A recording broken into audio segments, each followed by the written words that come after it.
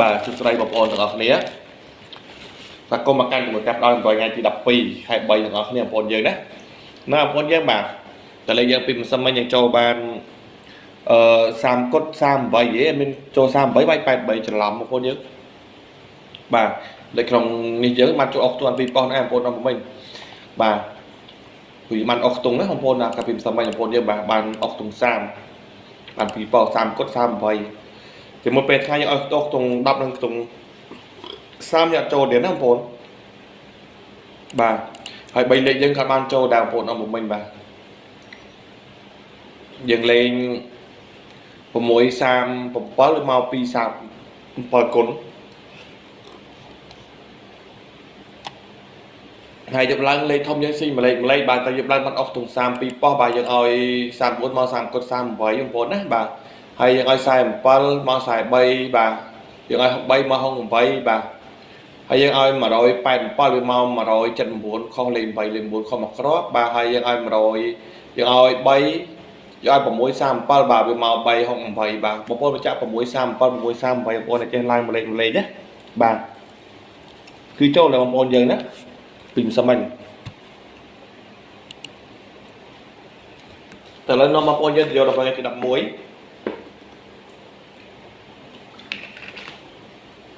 បងប្អូនពេញចិត្តតម្រុយកាប់ដល់100បាតមានជួយចុចមេដៃម្នាក់មួយផងណាបាទហើយ subscribe ជាអ្នកមានម្នាក់មួយផងបងប្អូនថ្ងៃទី11ជាថ្ងៃទី12ខ្ញុំមិញមានន័យថាមានបាយលេខច្រឡំដល់បាយថ្ងៃខែច្រឡំថ្ងៃទី12បងប្អូនណាបាទ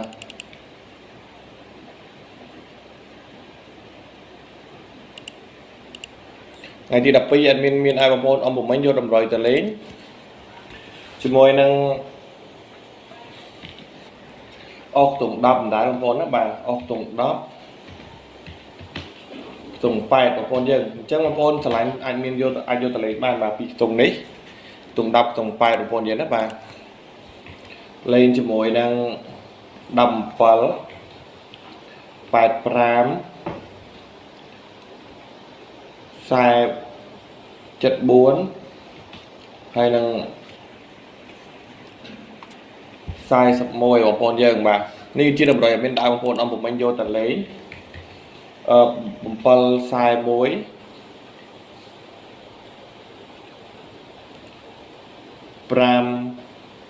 582 478ហ្នឹងលេខចង់ជន់គ្នាចុះបងប្អូនឆ្លាញ់យកតលេងបានបងប្អូនយើងជួយចុចមេដៃនិង subscribe ជាអ្នកមានម្នាក់មួយបងប្អូនអមមិញទាំងអស់គ្នាបាទអរគុណច្រើនជួយពរឲ្យទាំងអស់គ្នាបងប្អូនណាបាទ